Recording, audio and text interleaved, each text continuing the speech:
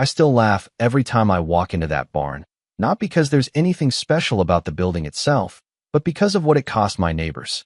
What started as 10 stolen feet of pasture ended with lawyers, county inspectors, thousands of dollars in fines, and one very expensive lesson about assuming a rancher isn't paying attention. Looking back now, I can honestly say the barn wasn't built for my cattle nearly as much as it was built to protect something I'd spent half my life working for. My name's Wade Mercer, and for almost 20 years I've owned a small cattle ranch outside a little town in central Texas called Dry Creek. Nothing fancy. 42 acres, a weathered farmhouse, a few ponds, and enough cattle to keep the lights on and the mortgage paid. It wasn't inherited money or some dream retirement property. Every acre came from long days, busted knuckles, and years of saying no to things I couldn't afford. When you've worked land that long, you get attached to it in a way people from the city don't always understand. You know where every fence post sits. You know which oak tree catches the first light in the morning. You know where the ground gets soft after a storm and where the deer cross at sunset. It becomes part of you. For most of those years, life was quiet. Then the Whitakers moved in. Their place bordered my eastern pasture. The property had belonged to an old ranching family before that. The farmhouse wasn't much to look at, but it fit the landscape. Then the Whitakers bought it, bulldozed everything, and spent what looked like a small fortune building a modern glass and stone mansion right in the middle of cattle country. I remember the first time I saw the plans. My friend Earl, who worked construction around the county, shook his head and said, "Looks like somebody dropped a California magazine cover in the middle of Texas." He wasn't wrong. The house had floor-to-ceiling windows, a swimming pool bigger than my first apartment, imported landscaping, decorative stone walls, and enough outdoor lighting to guide aircraft. At first, though, I had no problem with them. People can spend their money however they want. When they first arrived, I even tried to be neighborly. Grant Whitaker seemed friendly enough. His wife Vanessa smiled a lot. They asked questions about ranch life. I pointed them toward the local feed store. I lent Grant my tractor one weekend when his landscaping crew got stuck after heavy rain. For a while, everything seemed fine. But then little things started happening. Their dogs would squeeze through gaps and chase my cattle. Not attack them, just harass them. Now, if you've never worked livestock, that might sound harmless. It isn't. One stressed cow can start a chain reaction that affects the whole herd.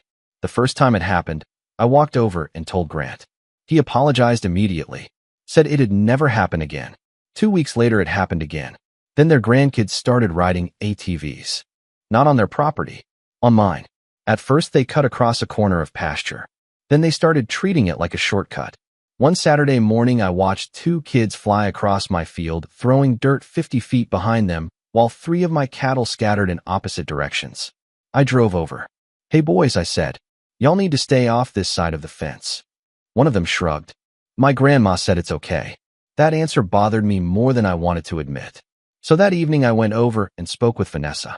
She smiled the entire conversation, nodded, agreed with everything I said, then finished with, "They're just kids, Wade.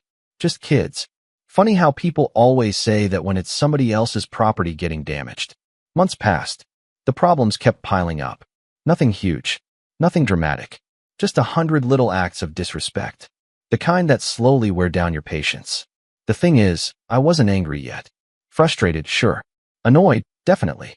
But I still believed we could work things out like adults. Then came the morning that changed everything. It was late spring. I was checking fence lines after a storm rolled through the night before. That's a normal ranch chore.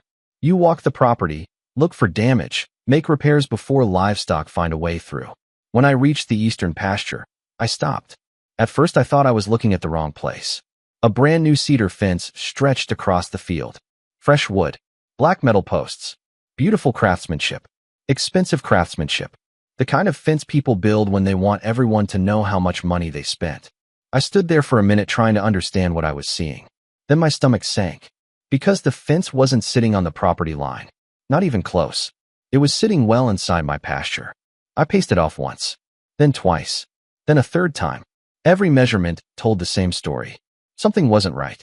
I drove back to the house, pulled my survey records from a filing cabinet, spread them across the kitchen table, and started checking coordinates.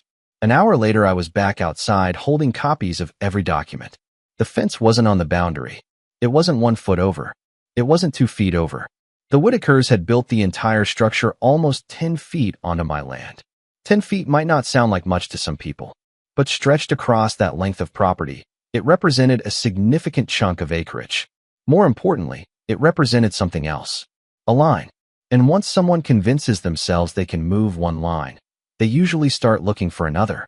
Standing there under the Texas sun, staring at that shiny new fence cutting through my pasture, I had a feeling this wasn't going to end with a simple conversation. What I didn't know yet was that the conversation waiting for me on the other side of that fence was about to reveal exactly who my neighbors really were. That evening I drove over to the Whitakers' place with a folder tucked under my arm and every intention of handling things peacefully. The sun was dropping behind the trees, throwing orange light across their perfectly trimmed lawn, and for a second I actually thought maybe this would be easy. Maybe the contractor had made a mistake. Maybe they hadn't realized where the line was. Maybe we'd laugh about it, move the fence, and go back to being neighbors. Looking back now, that was probably the last optimistic thought I had about the whole situation. Vanessa answered the door. When she saw the survey papers in my hand, her smile faded just enough for me to notice. Grant stepped up beside her and asked what was going on. I unfolded the map on their outdoor table and pointed directly at the property line. "Your fence is over here," I said. Then I pointed to the actual fence. "And your fence is over there. It's about 10 feet onto my land." Grant stared at the map for a few seconds. Vanessa barely looked at it. Then she crossed her arms and said something I'll never forget. "Well, you're not using that strip anyway." I remember blinking at her because I honestly wasn't sure I'd heard her correctly. "Excuse me." She shrugged. "It's just grass, Wade. We improved it. Besides, we paid professionals to build that fence. I'm sure they know more about property lines than either of us." It wasn't the words as much as the attitude. The certainty. The assumption that because they had money, reality would bend itself around them. Grant didn't say much. He just stood there looking uncomfortable while his wife did the talking. I could feel my temper trying to climb into the driver's seat, but years of ranching teaches patience. Cows don't care if you're angry. Droughts don't care if you're frustrated. Land teaches you that emotions solve very little. So I folded the survey back up and said, "You might want to rethink this." Vanessa smirked. Actually smirked. "We'll be fine." Then she turned and walked back inside. That was the moment I stopped trying to convince them. The next morning, I called the county land office. 3 days later, a survey inspector named Russell Harmon met me at the property. Russell had been doing land disputes for almost 30 years. The kind of man who looked like he'd spent more time outdoors than indoors. He checked the markers, reviewed the records, measured everything twice, then let out a low whistle. "Well," he said, tapping one of the stakes into the dirt, "they sure aren't gonna like this." "How bad is it?" I asked. 10 feet, 3 inches at the widest point. He looked over toward the Whitaker mansion. Not exactly a close call. Within a week, the county issued a formal notice. Remove the fence. Restore the property boundary. Resolve the encroachment. Pretty straightforward. Most people would have fixed the mistake right there. Not the Whitakers. They ignored it completely. Days turned into weeks. The fence stayed exactly where it was. Then came the second notice. They ignored that too. Around town, people started hearing about it. Small communities are like that. News travels faster than a pickup truck on a county road. One afternoon, I was grabbing coffee when Earl slid into the chair across from me. "Heard your neighbors are trying to annex Texas one fence board at a time." I laughed.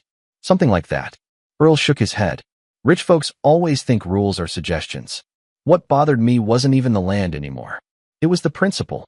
Every time I looked at that fence, I wasn't seeing cedar boards. I was seeing disrespect. The assumption that if they acted confident enough, eventually I'd give up and let them have it. That's when I scheduled a meeting with my attorney, a woman named Denise Holloway. Denise had handled agricultural property disputes for years and knew county land law better than anyone around. I laid everything out. The surveys, the notices, the conversations. She listened quietly, then leaned back in her chair. "You absolutely have the legal advantage," she said. "But don't make the mistake of thinking this is over." "What do you mean?" She folded her hands. "People who ignore official notices rarely become more reasonable later." Then she explained something that changed my entire strategy.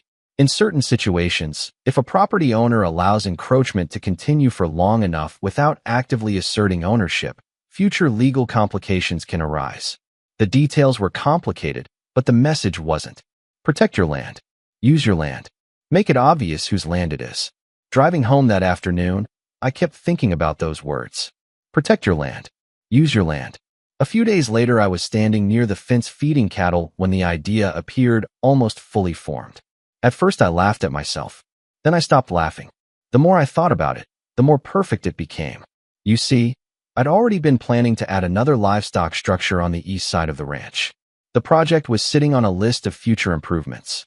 Nothing urgent. But now it had a purpose.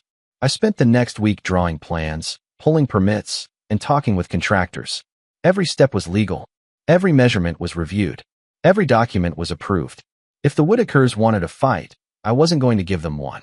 I was going to give them paperwork. Construction started 2 weeks later. The first truck arrived just after sunrise. Then another. Then another. Steel beams. Lumber. Roofing panels. Concrete forms. I wasn't trying to hide anything. The building site sat entirely on my property, right where the survey markers said it should. The first day, Grant drove over in his golf cart. He watched the crew unloading materials before finally asking, "What exactly are you building?" "A barn," I said. "Right here." "Yep." His eyes drifted toward the fence. Then back to me. "Seems awfully close." I smiled. "Property lines matter, remember?" He didn't smile back. Over the next month, the structure slowly took shape. Steel frame first, then walls, then the roof. It wasn't some cheap little shed. It was a serious livestock barn designed to last decades. And because the legal property line happened to sit right next to their fence, the rear wall ended up running almost the entire length beside those expensive cedar panels. Every day the Whitakers watched it grow taller. Every day their view got smaller. The first real confrontation happened when the framing was nearly complete. I was talking with a contractor when Vanessa marched across the grass toward us. Not walked. Marched. The kind of walk people do when they're already angry before they arrive. "This is ridiculous," she snapped. "You can't build that there." The contractor looked at me. I looked at her. "Actually, I can." She pointed toward the structure. "It's blocking our view. It's on my land. You're doing this on purpose." I nodded. Now that part is true. For a second I thought she might explode. Her face turned red. "We'll sue. You should probably talk to your lawyer before making that decision." "Is that a threat?" "No. That's advice." She stormed off without another word. The contractor watched her leave, then looked back at me.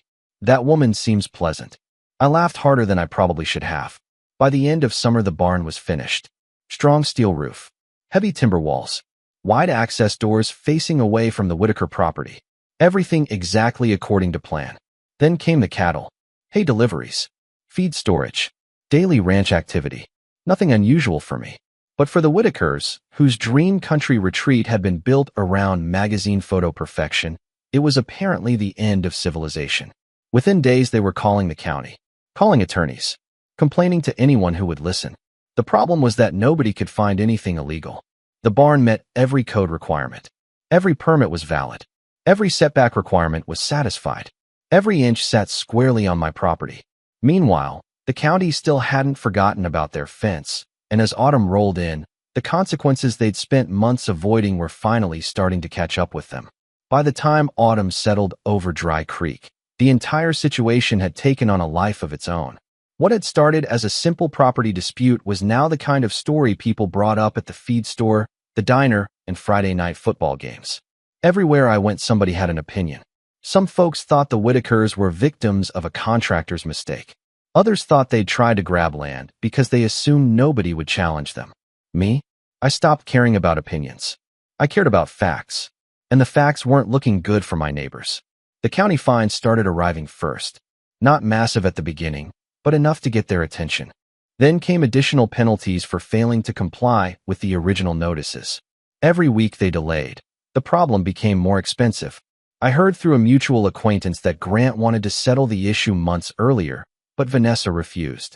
Whether that was true or not, I can't say for certain. What I do know is that eventually the matter landed in court, and once it did, things moved fast. The surveys were clear. The county records were clear. The inspection reports were clear. There was no mystery left to solve. The judge reviewed the evidence and ordered the encroaching fence removed. Just like that. Months of arrogance collapsed under a few minutes of paperwork. The part that still makes me chuckle happened afterward. You see, when they built that fence, they assumed it would stay exactly where it was forever. They never imagined a day would come when they'd have to remove it. And they definitely never imagined my barn would be standing right beside it.